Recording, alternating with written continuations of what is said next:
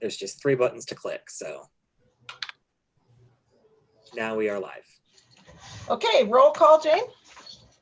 Pam Weil. Here. Chuck Overby. Here. EJ Buss. Merle Heidemann. Here. John Novello. Alex Smith. Here. All right, shall we move to approve the agenda?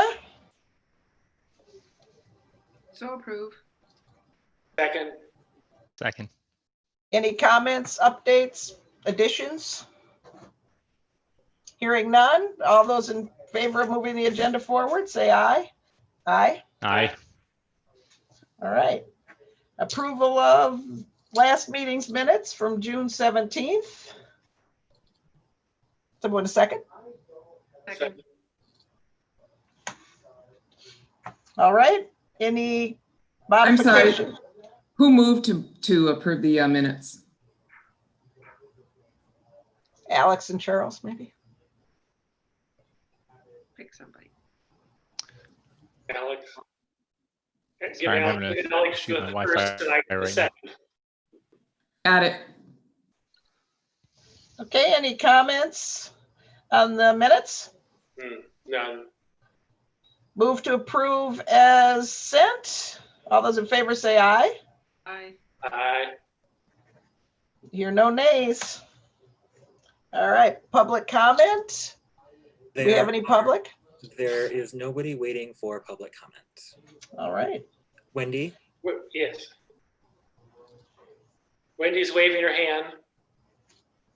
I am texting right now. Ann Hill was hoping to offer a public comment and she couldn't find the number.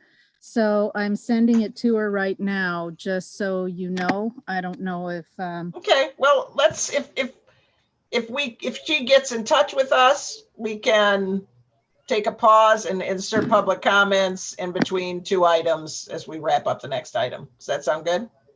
Yes. Okay. All right. So while we've got you, are you Parks Project updating us with your Northern Lights backdrop that I'm loving right now?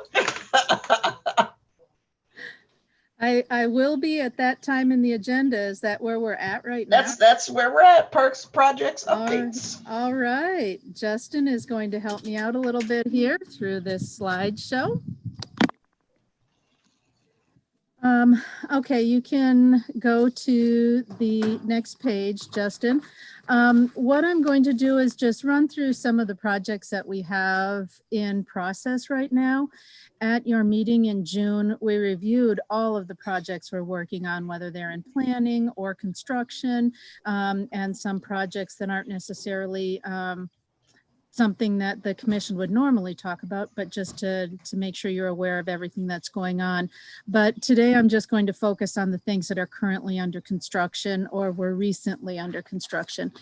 The first one we have is the Patriarch Park baseball field improvements. As you can see from this slide, those are completed.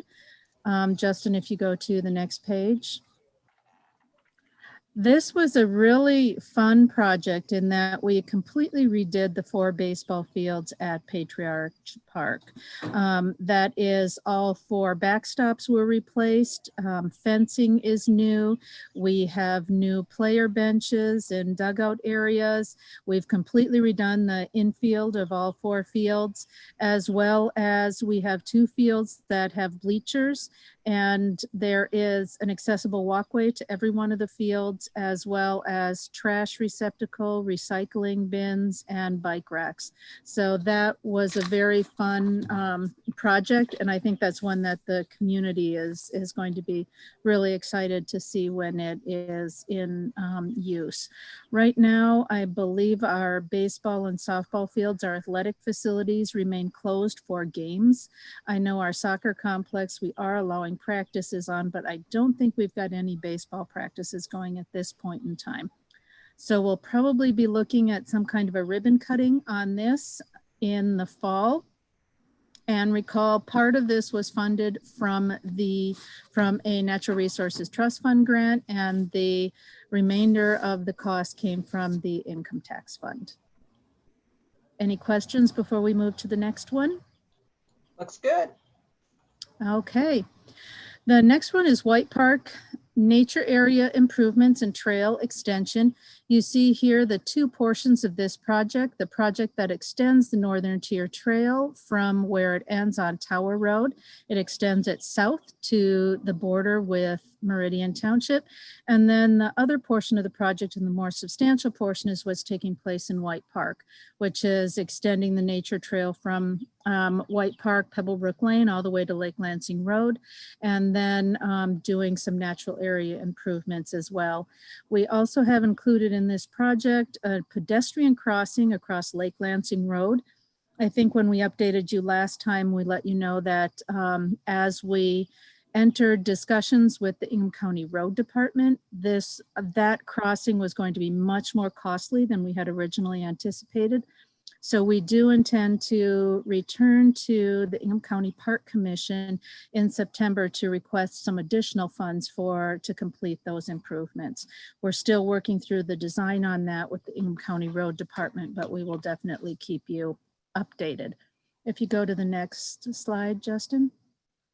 Here you can see a portion of the trail that's been paved along Tower Avenue. That was the smaller section of this project that I described. And then there's also the trail along the White Park softball fields. It goes from Pebblebrook Lane on up to Lake Lansing Road. You can go to the next slide. We also have a good deal or a good length of what we're calling Turnpike Trail, which is crusher fine trail that's edged on either side with a 6x6, or are they 4x4? I think they're 4x4s, to help keep the stone in place. And that's through a good portion of the natural areas. The asphalt portion of the trail does extend all the way from, like I said, Pebblebrook Lane to Lake Lansing Road. And this is what the intersection looks like. There is a central portion of this where we were hoping to put a sign, and that was removed in order to reserve funds for some of the trail work. At some point in time, we're hoping that we might be able to put some sort of feature there, maybe a art piece or a sign, something like that, but that would be in a future project. Next slide. Hey, Wendy, I've got a question. Is the Turnpike style accessible? Yes, it is, because it is very hard. It is almost like a concrete once it compacts, and the stone is very fine. And so it is accessible for individuals who use mobility devices. This next section is really neat. We have a section that's a boardwalk with an overlook platform that is an overlook of the vernal pool. The vernal pool is one of the really unique natural features for this park, and this boardwalk brings you right to that. We do have one section of trail that will connect the end of this boardwalk with the rest of the trail on the other side of the natural area. We are waiting for our final permit from the Michigan Department of, Environment, Great Lakes and Energy, I think. So formerly DEQ, now it's Eagle, right? Yeah, it's Eagle now. So we are waiting for our final permit to make that connection, but this boardwalk is in place, and it's a really neat location. Wendy, what is a vernal pool? A vernal pool is a special wetland that holds water certain times of the year and then dries up other times. It's an excellent location for a lot of wildlife, frogs, salamanders. It really is kind of the beginning of the food chain oftentimes in a natural environment. And they're unusual in that you don't see a lot of them around because they are different from a traditional wetland. So it runs beside the trail and It stands out is, from it? if you're looking at the right-hand picture here, it looks like there's a little bump out in the boardwalk. And then off to the right in the picture, throughout a lot of the year, that actually would be filled with water. And that water would come almost all the way up to the boardwalk. And so it's the dry season now. So at this point in time, it's dry. But even just a month or so ago, it was really wet and kind of spongy out there. So there'll be plenty of spring peepers next year. Oh, yes. There's a lot of spring peepers in this location. Good, good. Thank you. We also have a bench planned to be installed in this location and an interpretive sign to describe the vernal pool and what you can see there. Okay, thanks, Justin. You can go to the next slide. Okay, another big project that we've made a lot of progress on is the Bailey Park improvements. This is the overall site plan. If you go to the next slide, Justin.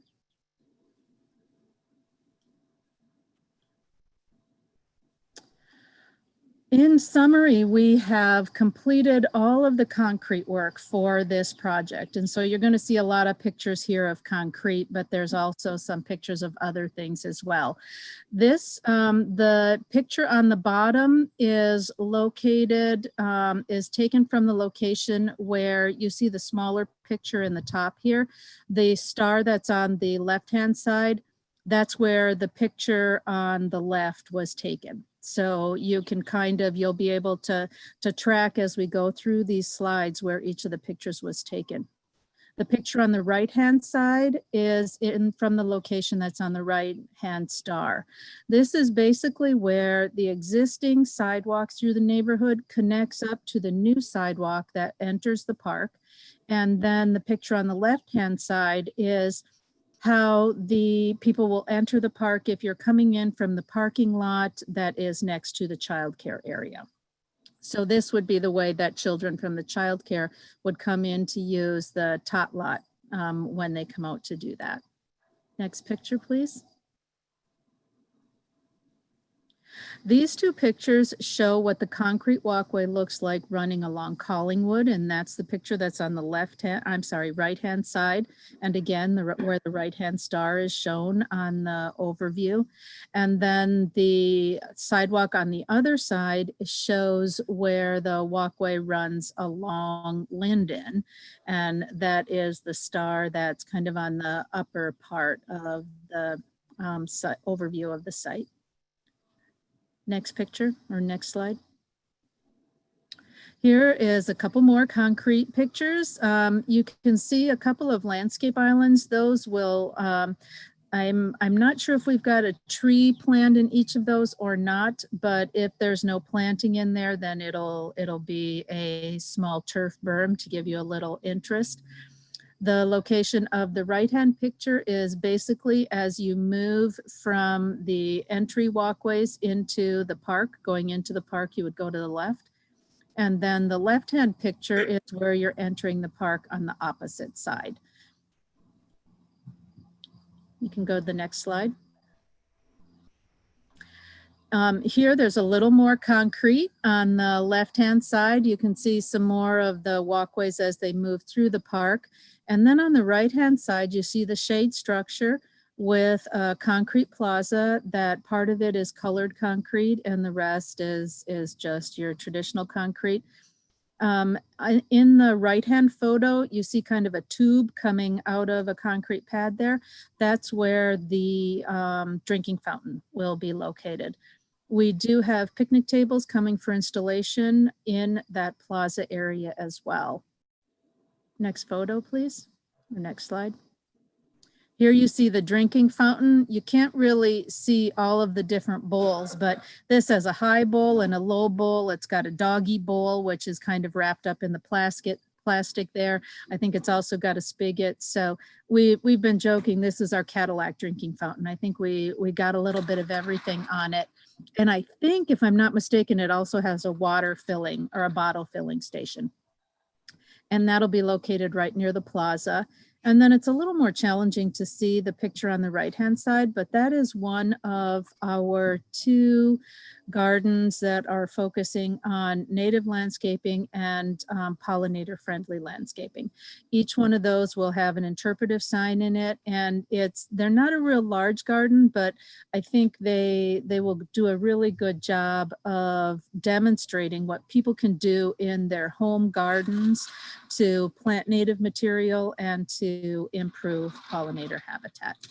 You can also see on the right-hand photo on the right-hand side, there's a brownish area that actually is one of the berms that were created as part of this project. There are a number of them to give both interest to the park, as well as there'll be a little bit of a play feature, we think, for the young children, and they help direct foot traffic to kind of keep people on the sidewalks and hopefully kind of slow down any balls or anything like that that might roll off to the side.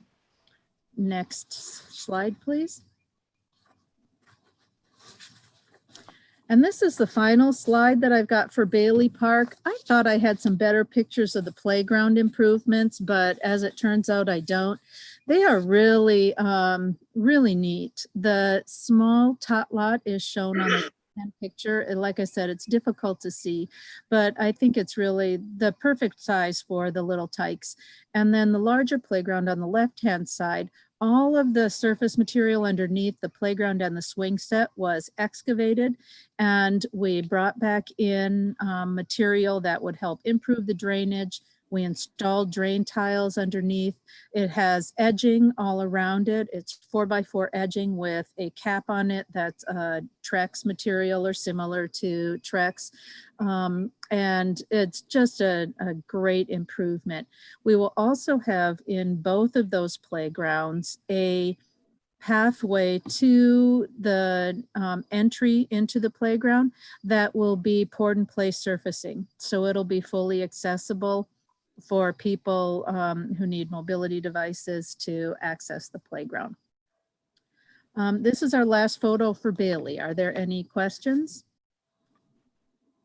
Wendy, just a couple of comments. One, the buzz in the neighborhood is positive and dynamic, thanks to you and Tim. We are excited.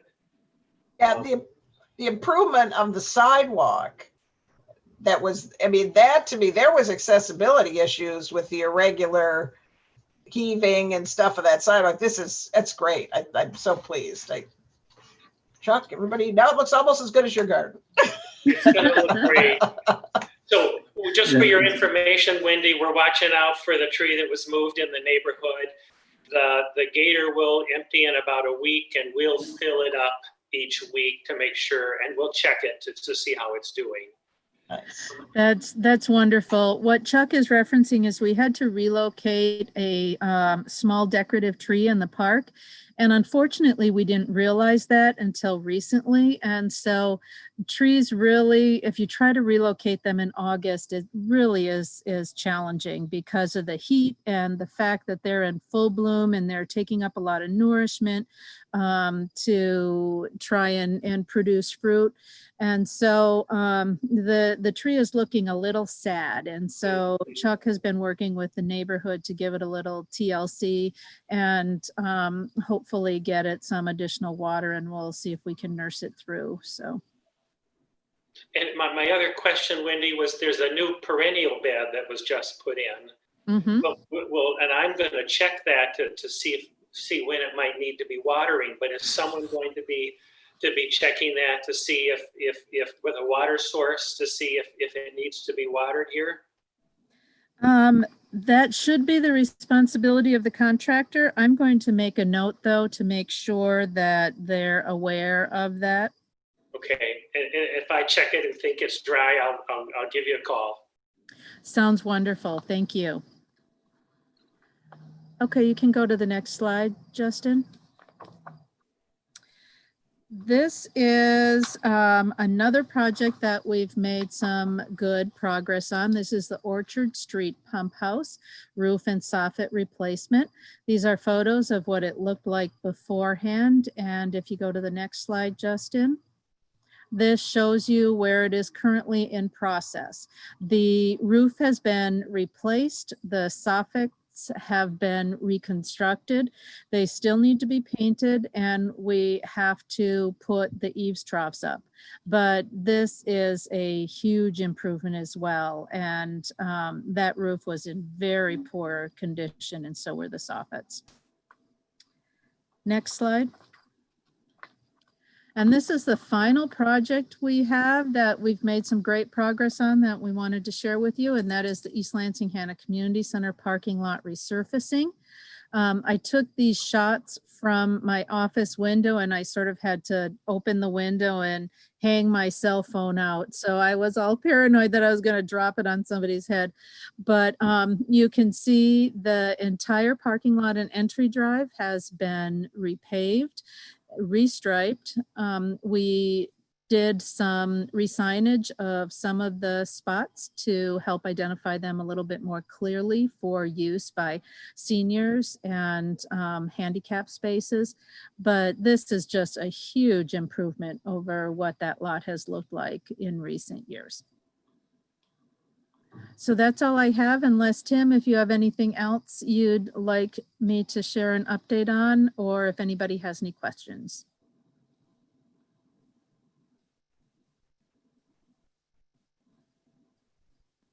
All right. Looks All right. Fantastic, Wendy. It's nice to see something happening, and when it feels like nothing's happening. Convenient time to work on the lot with the Hannah kind of closed. And all right, so now we'll move on to naming, park naming ad hoc committee updates. And is, Pam, So yes. we do have a call-in if we wanted to go back. Oh, the to public comment? Sure, sure, we'll insert public comment. Okay. All right, so this is going to be phone number ending in 534. You have been unmuted and you may address the commission.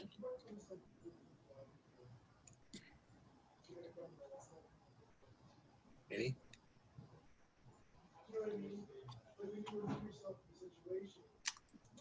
Phone number ending in 534. It looks like you are currently muted. Please press *6 to unmute.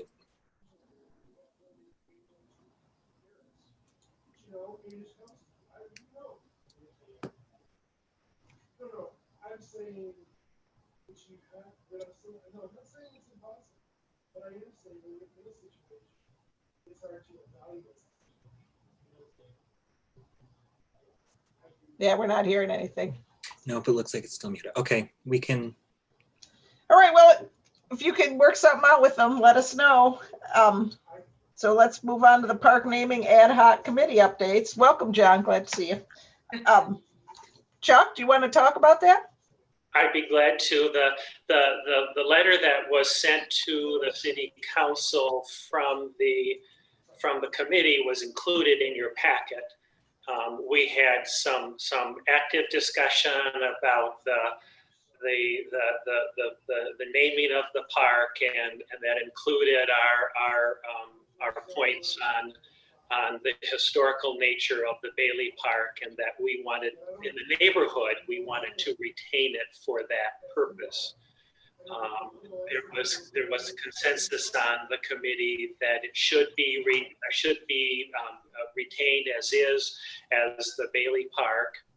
We also made a comment at the end of our letter that the city process doesn't allow the committee to include others who may be of merit for renaming city structures. And so it was a recommendation that in the future, the city create a circumstance where the committees or request for renaming can be considered in light of all of the various people who may be who may merit having a city structure named after them, rather than just focusing on a single person. Right. It was a very positive experience. Diane Gadaris was the chair. She did a very nice job. And for further details, I'll let you read the letter that we submitted to the city council. And I asked him what was the next step, and he's scoping out what happens now with the recommendation to retain the name And so what are the next steps with the city council will be information. I guess I've got a question. Is that something that we could move forward from this commission as well? As we also support the recommendations coming out of, I think it's great. And I particularly love the part of consideration of the naming process generally. And I would suggest that if they don't take action on that, that is definitely something that this commission might want to put forward again. Because park facilities aren't frequently the kind of thing people want to rename. So and I would support that. And one of the things that I would urge us to consider, or the city council to consider in the future, that we did not mention in our letter, is that there are other ways to honor people that the city may want to recognize. For example, you could put up a plaque in front of city council and add names over time to that. oh, nice, yeah. That have worked to support issues in the neighborhood and the city.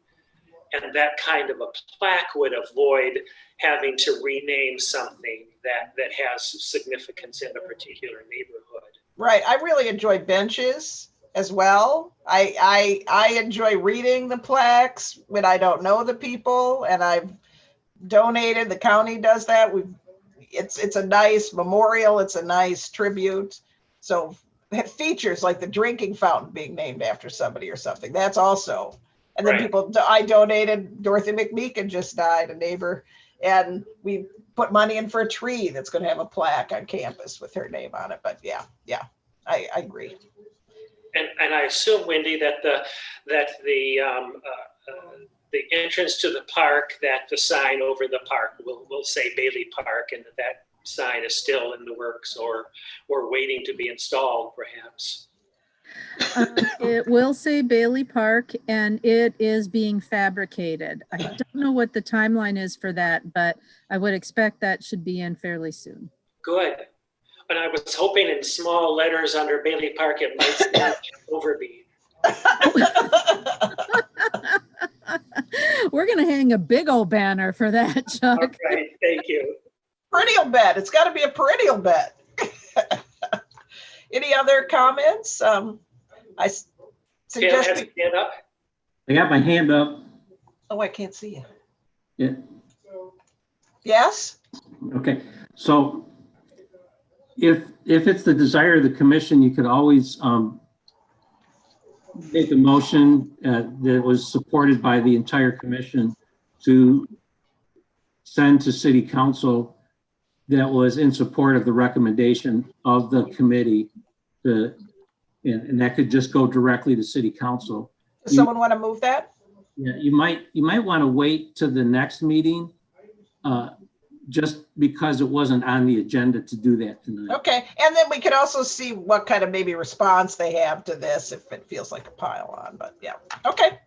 So we could make sure we get it put on the agenda for the next month, and then, like you said, if they already take care of it, then there's no need for that. Or the other option is just simply a letter saying the commission talked about it, and we're going to vote on it next month. And if you'd like for staff to put a letter together and get it to your chair, Commissioner Weil, we could do that. And that just adds a little more weight, just add a little more Right. nudge to this. That'd be good. that's what you'd like for us to do. Yeah, I love this ad hoc committee.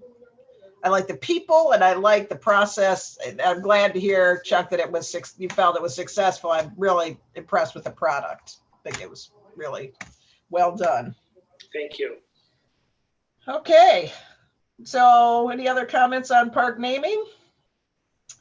One thing that I want to say that came up in the county a lot was sponsored, something that the city will want to consider. And I know it's come up, but do you let sponsors buy naming rights? But luckily that was not this issue. So, okay. Consideration for advancing park projects and initiatives.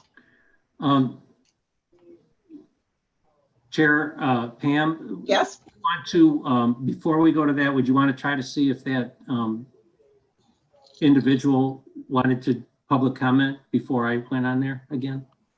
Just to, Are we hearing from Justin that they might be available? All right, so the talking has been permitted. If you could try to dial *6 again.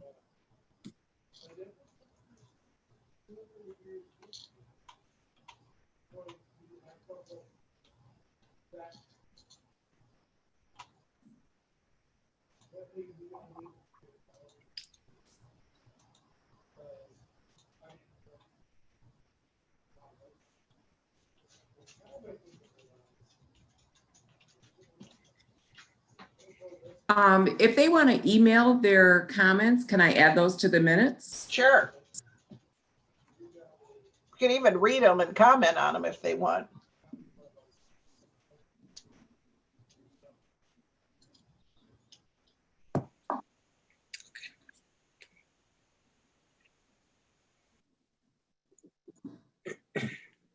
So if the caller's Ann, if you want to email jstone@cityofeastlansing.com your comments, I'll add those to the minutes.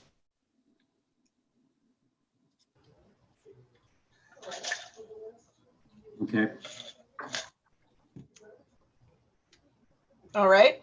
And if you get that, Jane, we can read it before the end of the meeting and comment on it if Okay. that's Yep, appropriate I'll keep too. an So, eye out. okay. Yep. All right. Consideration for advancing parks projects and initiatives. Tim? Okay, we have a little outline for this that Justin can put on the screen. Yes, give me just 1 second. Okay.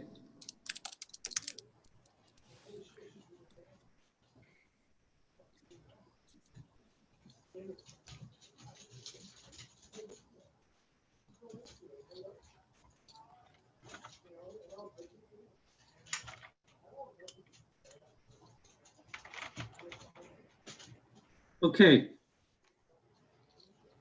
I'll start by suggesting that at the last meeting when we had the conversation about the projects how we were moving forward with the Natural Resources Trust Fund project for Patriarch Park, Commissioner Novello talked about how do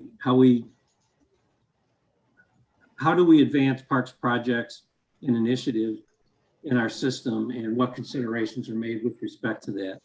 So in order to clarify what Commissioner Novello was talking about, I did have a conversation with him, and what I suggested is I could perhaps put together a little bit of an outline of things that we've historically done, and then in addition to that, talk about some things that I thought were important to Commissioner Novello, and then after that, let the commission add additional items to that. So for lack of a better term, I called it considerations for advancing parks projects and initiatives and what we've historically done. So the next slide, please. So one of the things that we do for advancing projects is, first of all, and all of you are aware of this because you put perhaps the exception of Commissioner Smith, who came in at the end of the 5-year plan process. We go through an extensive goal and objectives setting and a 5-year action program. And those are all given consideration in our 5-year plan to what current and existing projects get advanced for additional consideration and funding. Then next slide, please. Then another certainly important consideration is voter approval and support. And obviously the Ingham County Trails and Parks Millage project Ingham County Trails and Parks Millage is an important consideration. And I'm not remembering right off the top of my head, but you're all aware of several projects that are moving forward simply because we have the Ingham County Trails and Parks Millage funds. And without those funds, none of those projects would have even been, we would have never been able to even move forward with them. Now, of course, we have the City of East Lansing income tax and a portion of the funds from the city of East Lansing income tax are earmarked to go towards parks and recreation infrastructure.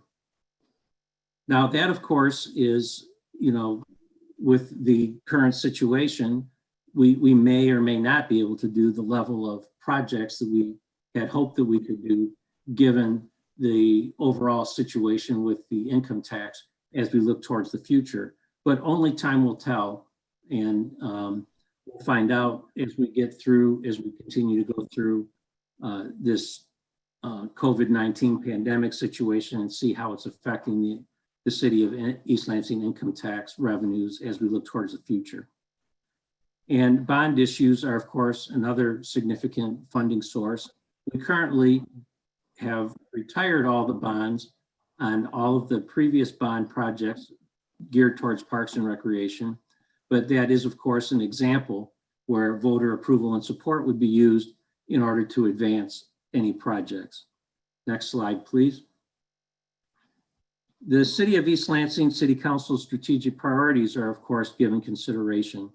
We identify in the strategic priorities the various parks and recreation infrastructure improvements, along with other parks and recreation, along with all other city infrastructure improvements, as well as other long-term goals and objectives in the strategic priorities. Existing conditions of parks and facilities. Tonight is a good example of how we demonstrate the importance of specific projects because of the condition of existing facilities. Wendy showed you as an example the pump house project, which was in desperate need of work. So that's an example of how we move forward. We talk about, she showed you the photo of the parking situation at the community center and completely deteriorated parks and recreation or parking lot situation, as well as all of our projects typically are usually way beyond their useful life before they actually end up getting funded. And at that point, you have a couple of choices. You go ahead and reinvest in those projects or those park amenities, or do you eliminate them? And we do have a history of doing both, reinvesting in the parks and recreation facilities, as well as eliminating some parks and recreation facilities, amenities within facilities. For example, we had far more neighborhood tennis courts in our park system in recent years, and we've eliminated tennis courts in Fine Park, in the park at Marble Elementary School, in the park at Glen Cairn Elementary School. So we give consideration to how we're looking at the future with respect to existing conditions of parks and facilities and our decision-making process. Next slide, please. Again, and we talk about this constantly, our ability to secure funding. The vast majority of our projects do not move forward without funding from outside sources. The County Trails and Parks Millage, the Natural Resources Trust Fund, the Michigan Council of the Arts and Cultural Affairs. So without outside funding, we typically have a hard time moving projects forward. Next slide, please. Also, community resident interest and input. Clearly, we have community and neighborhood meetings. We have conversations, we have surveys, we have social media. The Bailey neighborhood park improvements are an excellent example of where the Capital Area Housing Partnership identified some funds that they could put towards Bailey Park. And then we talked to the neighborhood, and the neighborhood came up with, I can't remember exactly how much. I think we're at $15,000. We applied for a Natural Resources Trust Fund grant. So there was an opportunity then to move forward. And so there's examples of community and resident interest and input. Special committees like the City Council appointed Hannah Community Center Committee, fundraising, which is an example I already talked about, and planning and public input process and outlines in the Parks, Recreation, Open Space.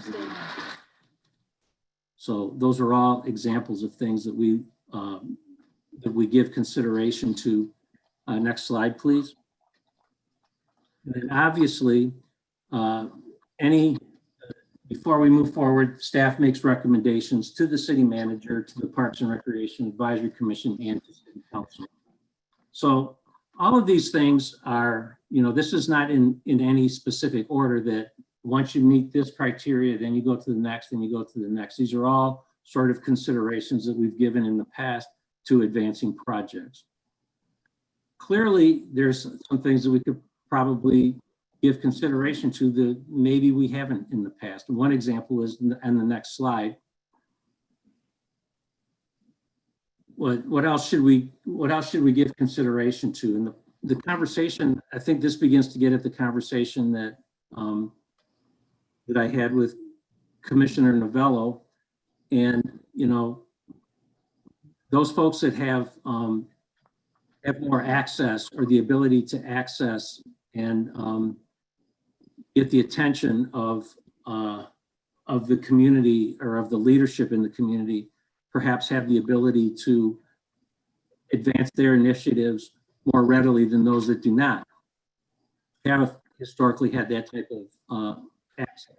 So perhaps some things that we should give consideration to is promoting inclusion across all public spaces, places, facilities, and programs that we manage, including those who have been historically marginalized, including persons with physical or cognitive disabilities, the LGBTQ community, racial and ethnic minorities, new Americans, refugees, and immigrants. So perhaps those are folks that don't have the same level of access that maybe others have had in the past that we should be giving consideration to. As I looked at that, as this conversation was coming up, the National Recreation and Parks Association has developed guidelines for developing an inclusion policy that includes a template for inclusion policy rendering, and as far as parks for and a vision for parks for inclusion. So that's just something that we could look at. And this sort of process that NRPA is proposing is quite extensive in terms of public input and what have you. So what I thought I would do is just provide the commission with that outline. First, ask the question of Commissioner Novello if I'm on track with our conversation, and see if those are some things that we should do, looking at, and get some additional input from the commission on what their thoughts are on some other items that we should be giving consideration to as we look towards pursuing projects and providing more opportunities for access for the community. I might just jump in real quick and say thank you for that, Tim. That does very much represent the conversation that we had, and I felt like we had a really good conversation about that. I thought was really helpful. Did we lose Pam? Anyway, yes, so I thought that was good, and that was really the core of my question, was wondering about access and diversity and inclusion issues with regard to who gets where funding comes from, right? And so we were having this nice conversation last time with folks in the pickleball community, and it was great, and it's lovely. And what they've done is what we've done. I think the commission, or what the Parks and Rec folks, you guys have done with that is great, and I'm not knocking that at all. I'm not knocking their interest in having that, but that's a group of people that's very contained, and it's a group of people that have means and access, and it just started me wondering, like, where, if these people have access, does that eliminate other people's access? Does that, or do other people not necessarily know how to have access? Is that something that as a commission we can begin to think about? How do we increase access for people who might not get it normally, or might not even occur to them that, that they would have the ear of a commission like this, that we could then raise their voices up, and that could be a potential platform for us as well, to make sure that other people who might need their voices heard, who may not have capacity, or they certainly have capacity, might not, they might not typically have an avenue to get to something like that, or awareness of that. So anyway, so that's what it was really about. And I, again, really appreciate, Tim, the opportunity to kind of explore these questions, because it's a good question that really it had not dawned on me until last month. So, yeah. I would add, like John, I find this information to be very helpful and relevant. These are the kinds of issues we tried to keep in mind when we worked on the Bailey Park. And I think we need to keep thinking about these for future parks and recreation activities and developments. But thank you, Tim. This is very, very helpful. One minor point I would add, we raised $20,000 in the neighborhood for the Bailey Park. And that was going door to door and represented a significant neighborhood investment in this effort. Well, it looks like we've lost Pam. I'm glad to move this along at the end of the meeting. So anything else on this issue of consideration for advancing parks projects and initiatives? Well, I guess the question I had, and I think you and I had talked about this too, Tim, is that you mentioned on the slides that there are these sort of policy recommendations from the larger national board, and I think that'd be really interesting to see. Mm-hmm. Yeah. If the commission would like, how about if I provide that information for the commission, and then maybe we could set up an opportunity to visit further. Maybe staff can go through it and provide some thoughts on that at the next meeting, and then have a little brief conversation like we're having here, or whatever level of conversation the commission would like. Yeah, that would be great. Yeah. So I think I think for me personally, I'd want to spend some time kind of looking at what that is, because I think what it is like it creates this cool question, like, right, this question of like increasing and creating access, and what that, I'm curious what that would look like and how you make that happen. And so there's a lot of cool potential opportunities for that. But that's why I guess I'd like to see kind of what these larger recommendations are to how to make that happen. Yeah, and it's really, I've had a chance to look at it very briefly, but it's really good to look at it, and obviously it's boilerplate. So yeah. The most important thing is perhaps you follow the boilerplate, but you way tailor it to your community. Right, that makes sense. And it suggests quite a robust opportunity for community involvement. So, which is good. That's great. And the time is ripe for this. Right. Yes, absolutely is. Absolutely. Yeah, we would be able to get people's attention and interest in it, and so that's all a good thing. Yeah, I mean, more voices, right? Like more voices in parks. Right. More people, more types of people, more, more experiences, and then that potentially can shift even what parks could look like, right? Like if we're not just one sort of standard mindset, which is great. So yeah, I think it's really exciting. Good. Thank you, John, for raising this question. Yeah. Tim, thank you for your research, and we look forward to moving on with this. Yeah, thanks so much. Excuse me, Chuck. We did get an email from Ann Hill, who was our public comment, that she could not connect, but she did provide some questions. And I think Justin was going to try to bring up her email. Are you able to, Justin? There we go. So these are her comments, questions for public comment.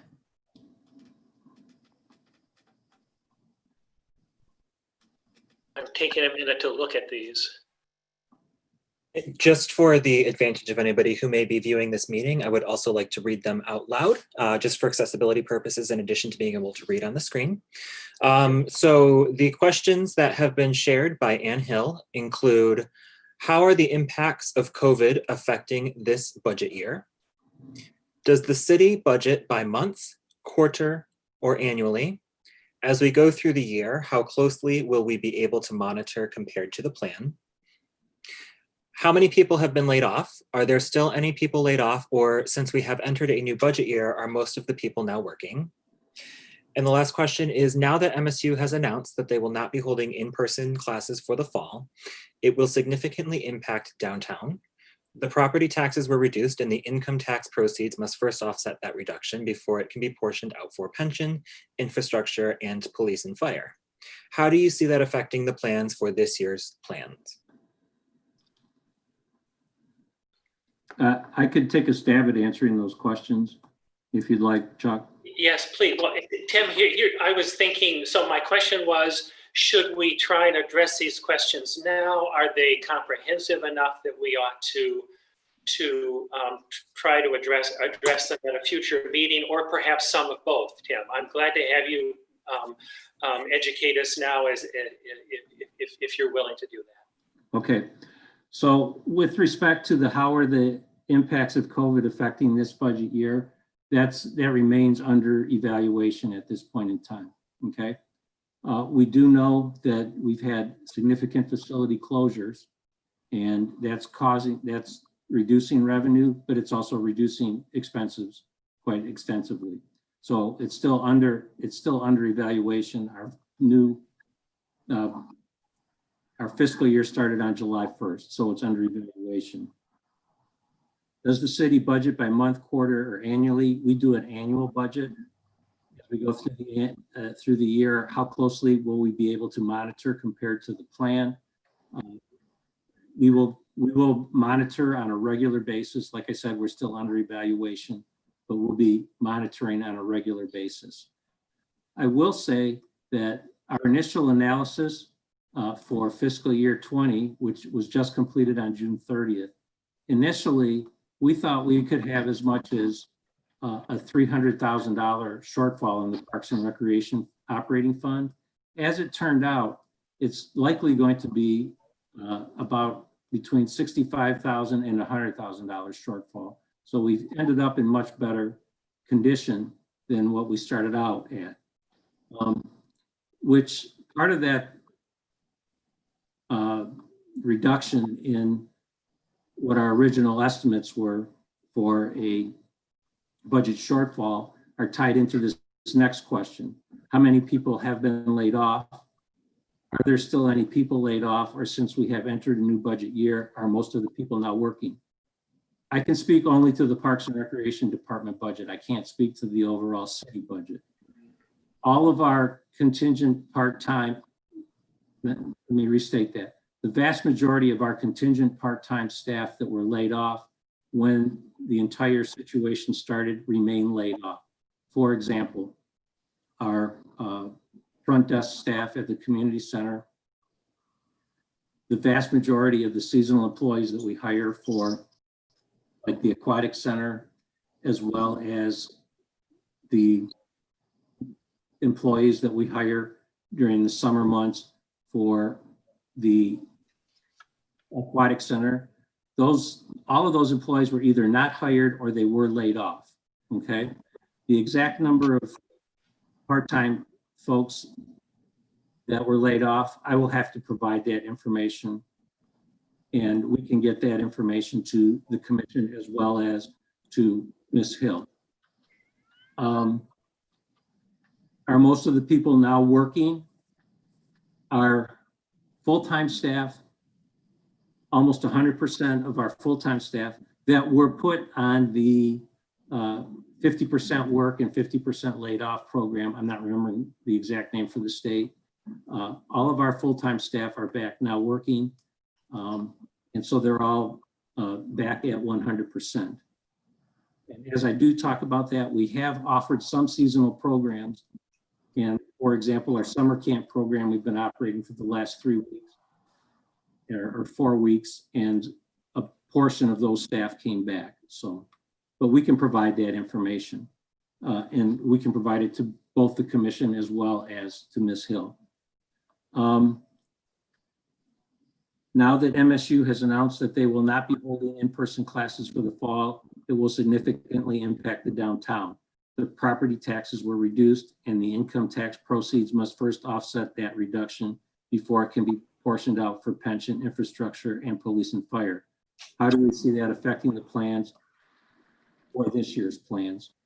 We will continue to monitor that. We identified some projects in the fiscal year 21 budget. An example is the aquatic center lining and infrastructure project out at the aquatic center. And we are only moving forward with the engineering associated with that project. And then before we make a final determination, we will go back to the city manager and city council and see about how they would like to proceed with that particular project. I will say with that particular project as an example, without the relining of the project, we could be looking at a several year, if not permanent closure of the aquatic center if we do not move forward with that project. So I think that answers those questions, and we can provide the information that I suggested, Chuck, if that's all right. That's perfect, Tim. Thank you. That was very helpful.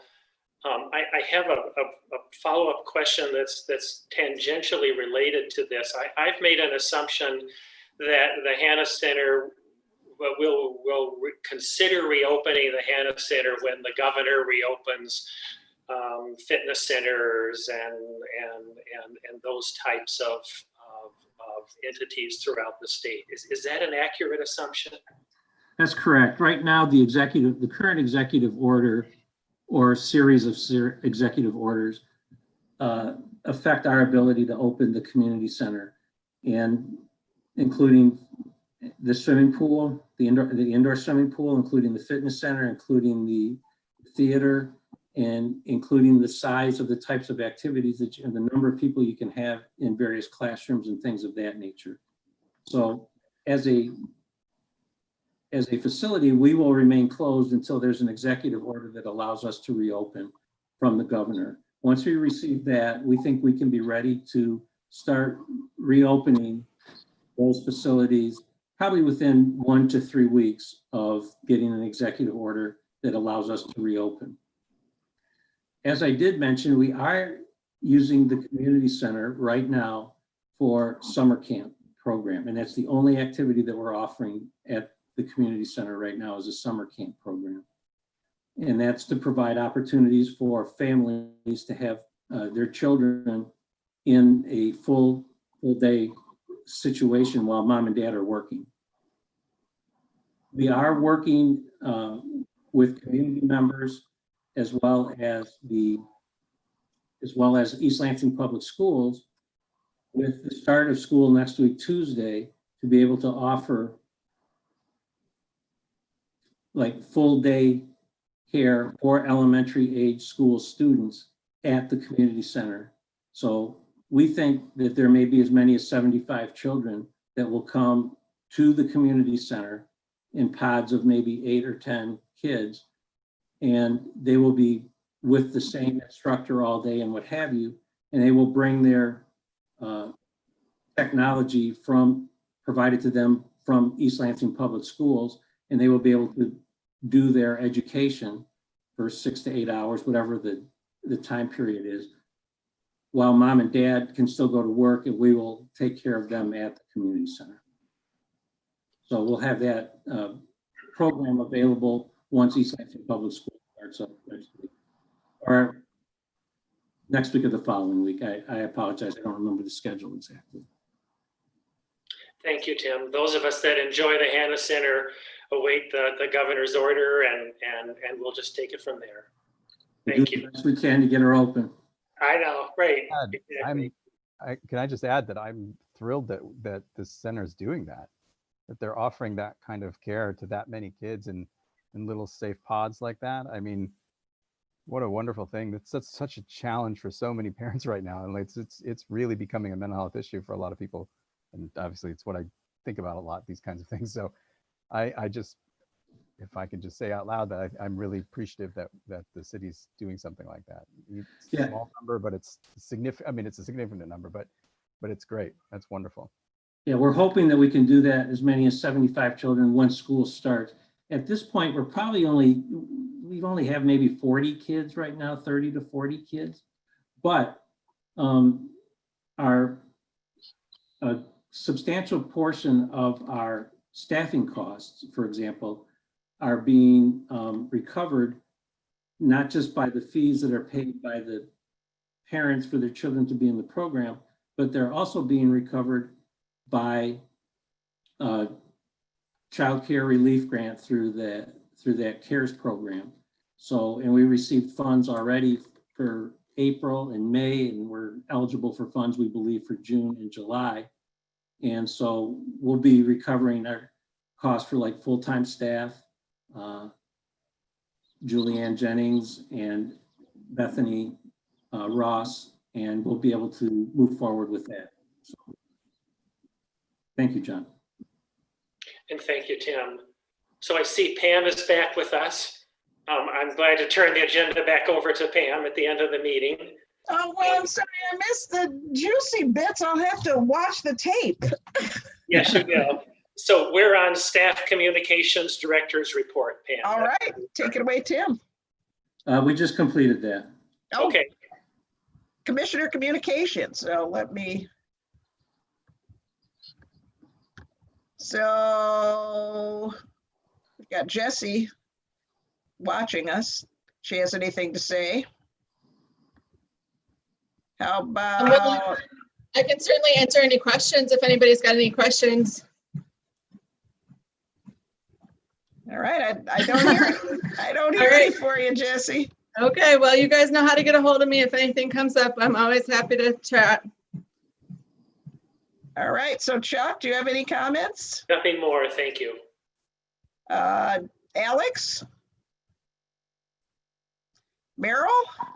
Yeah, the bicycle friendly community application that we were to do with a group of people to move East Lansing from the bronze to the silver designation, the whole thing just fell apart this summer.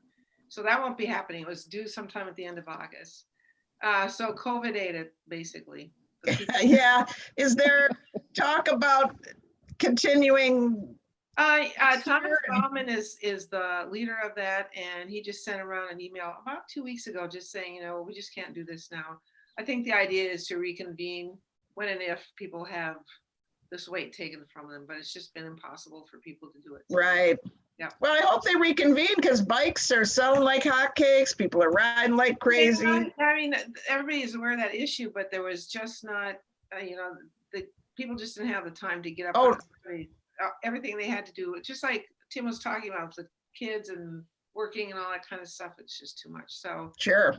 So it went by the wayside, but it will be picked up because the people on the committee are really avid cycling folks, and so some point in time it'll raise its head again. But not Good. Good. I'm not sure if it's I don't know if Tim knows if it's a rolling thing that every year at the end of August you can do this. I don't know. I just know that the 5 years for East Lansing was this August. So. Right, there can be another opportunity to reapply. I'm not sure I know everything about that. But Okay. I'm certain that you can reapply, and I'm certain that the bicycle friendly communities folks, I can't remember the agency that does that. Yeah. They'll work closely with local communities. Yeah, my sense is that after MSU gets launched, we may start communicating again about that, but just have to wait and see. All right, John, do you have anything? Nope, I'm good. Thanks so much. Okay, and now you were part of the incentive for the consideration of park project initiatives. I spoke quite a bit after. Right, and so I'm hoping that that's an ongoing thing because I'm sure there's Absolutely. more. Yeah, All we'll- right, so, good. yeah, what we decided is that Tim's going to send the list of, or the recommendations that the larger group has made about inclusion efforts and what their policy recommendations are to all of us. And then we're going to look at that, and then that'll. Fantastic. Yeah, it didn't seem like a one-time thing. I guess that's why I want to make sure that this is ongoing. All right, I don't think I missed anybody. It's a bummer not to be able to make eye contact around the table. Did we ever get an email, Jane, from the public comment person? We did? Yes, Pam, we did, and there was an email, and that was, we answered the questions, and there's some additional information that staff is going to provide to both Ms. Hill and to the commission. Okay, good. So that's in the record. All right, move to adjourn, anybody? So moved. All right. There's my gavel. We're done. See you all next month. And so are we going to send a letter? Somebody will be in touch maybe with a letter to support the naming? Yes. Okay, great. All right. Bye, everybody. Bye all. Thank you. Bye, have a good Bye. evening.